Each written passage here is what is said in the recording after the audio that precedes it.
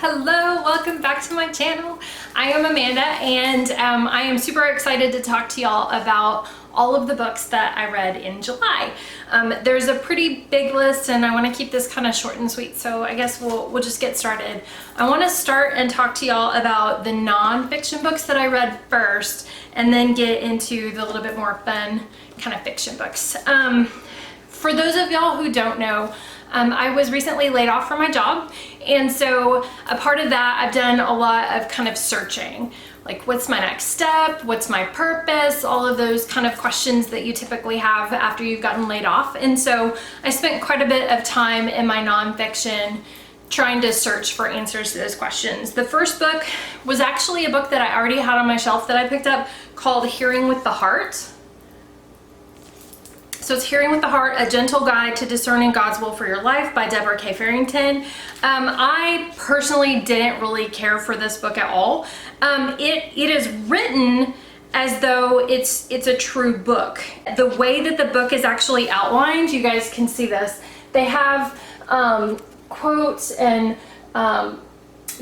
Bible verses and things that are written out in the margins, and so it almost reads like a coffee table book. So it's very distracting to try to keep up with what she's written and what the notes are. It didn't really flow for me. It didn't speak for me, so not a big fan. I wouldn't recommend picking that up.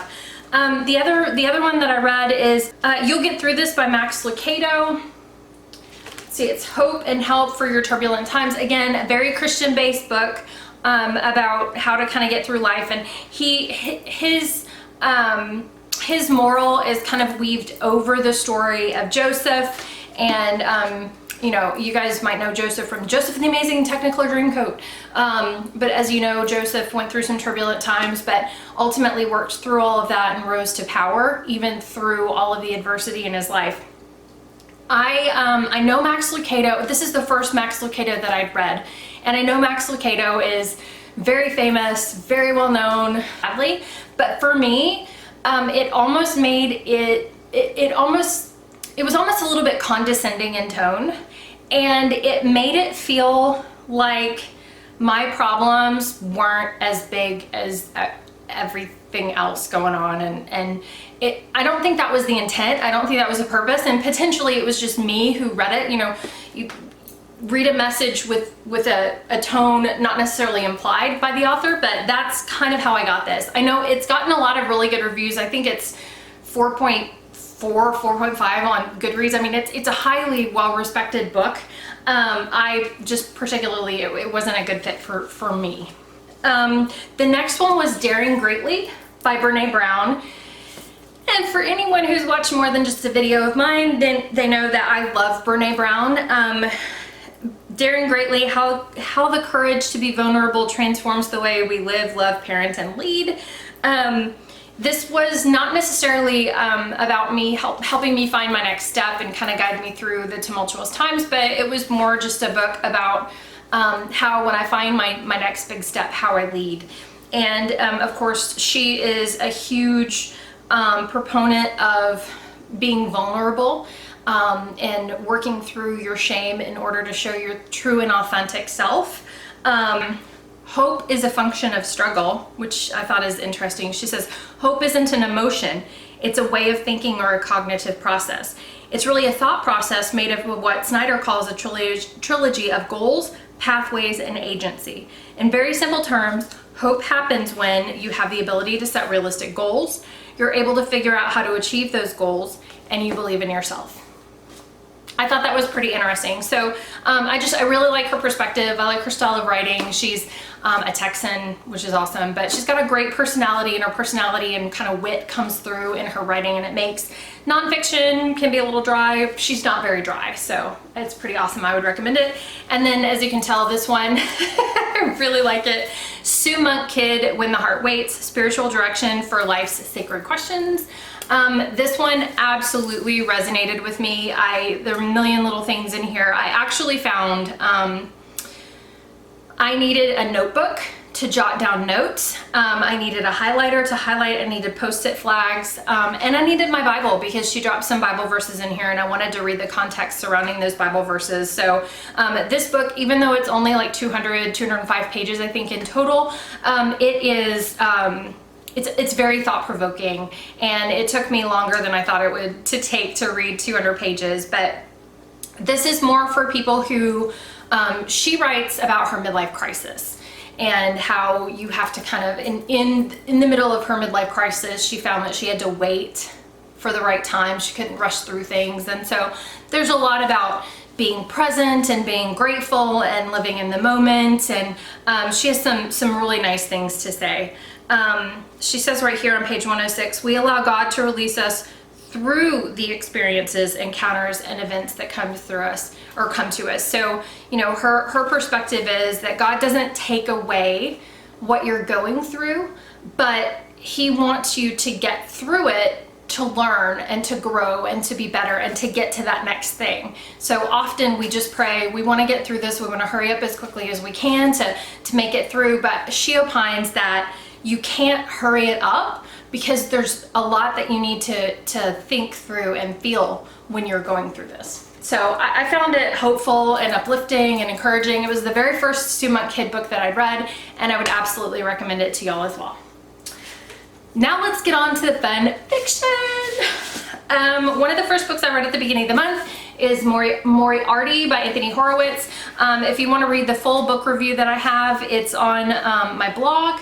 Moriarty is a Sherlock Holmes book, but it doesn't involve Sherlock Holmes. So this is immediately after the events at Reichenbach Falls. So Sherlock and Moriarty have seemingly died in the falls, and a detective comes from America, the Pinkerton Agency, to investigate. He has a line in on the basically criminal vacuum that was created over in England when Moriarty died, and so he's looking to make sure that the American very brutal gang that has come over from the States to sort of take over in Moriarty's stead, make sure that they're managed through. So it is a really cool book.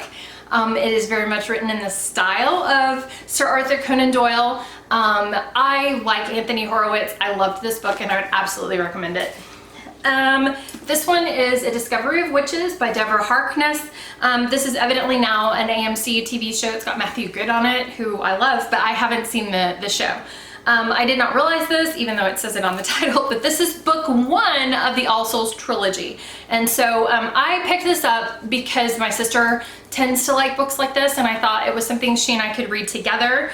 It's not my type of book, but I found myself getting engrossed in it nonetheless. So our hero is Diana Bishop, and she's a scholar. She's also a witch, but she has basically denied her witch heritage. And anyway, one day she's studying at the Bodleian Library, she's researching, and a very mystical, very powerful old book actually comes to her, and she is able to open it, which is something, it's powerfully protected by magic, and others have tried to do in the past and have been unable. And so the fact that the book showed itself to her and opened up to her unleashes a series of events that sort of change her life forever. And of course, Matthew Claremont, who is a vampire, and he's mysterious and beautiful and old and wise, has to help her work through, even though witches and vampires don't get along. It's pretty great, actually, and I have ordered the second book because it's pretty great. So even though it's not my type of book, I really found myself enjoying it, which is not something I can say for this book, and I'm so disappointed. So this is Ruth Ware, The Death of Mrs Westaway, and I read another Ruth Ware, Into the Wood. I'll put it up here. It was my first Ruth Ware that I read, and it's really, really good. I enjoyed it. I liked her style of writing.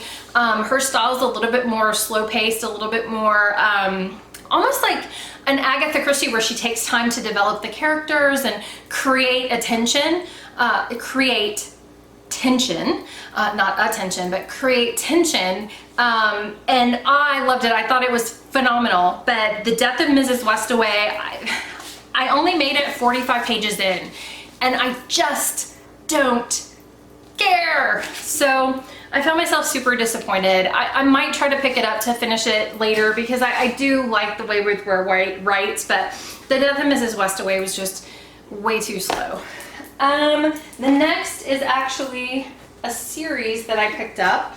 And Amanda Quick is an author that I had not read in so very long.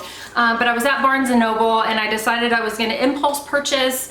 And so I impulsed The Girl Who Knew Too Much, which came out in, I think, 2017. And then it has subsequently written... She's subsequently written The Other Lady Vanishes, Tightrope, and then Close Up, which are all Burning Cove series. I loved The Girl Who Knew Too Much. I thought it was a really great book. The Other Lady Vanishes is probably my favorite one in the series. As you start to get, so this one actually just came out, I think it was like in March. I mean, it was just fairly recently that it came out. As you start to get into the later books, it almost feels rushed to meet the deadline, and it doesn't feel like this book is only 285 pages, I think. Well, no, it's 293 pages, so it's not even very long. It almost feels like rushed. And I know Amanda Quick, there's no way she writes all of her own novels. There have to be authors who write under her pseudonym, but the congruency between the first two books, which I really liked, that I thought were very good, to the second two, just it wasn't quite there for me. And so I would absolutely recommend The Girl Who Knew Too Much and The Other Lady Vanishes. Tightrope and Close Up, I mean, they're not bad, but they're not tremendous. The last book that I read is The Beautiful Mystery by Louise Penny. And this is a Chief Inspector Gamache mystery. And this was actually the first Chief Inspector Gamache mystery that I read. I just sort of impulsed this, as we often do. But it is the mystery of a monk who has been murdered in a monastery that they're cloistered, and no outsiders outside their order have entered the monastery in over a century. And so Chief Inspector Gamache and his right-hand inspector, Jean-Guy Bouvier, they're French-Canadian. They have to enter the monastery to investigate the death. It is a lovely story. The way that Louise Penny writes, illustrates the monastery, and these cloistered monks have released an audio. These cloistered monks have released a tape, or I think it's old enough to be a tape, but of chants, monastic chants, that have absolutely blown up. They did it so that they could get a little bit of money, thinking that they could, sell it to friends and family and raise a little bit of money to help upkeep the monastery. But what happened is they've become internationally famous. And that international fame has created tension within the monastery. There's a sect that wants to release another to get more funds because the foundation is cracking and they need some more funds. And there's a sect that is shy of all of the attention and they just want to withdraw and kind of leave it where it is. And anyway, someone gets murdered. So Jean-Guy, Inspector Jean-Guy Bouvier and Chief Inspector Gamache have to investigate.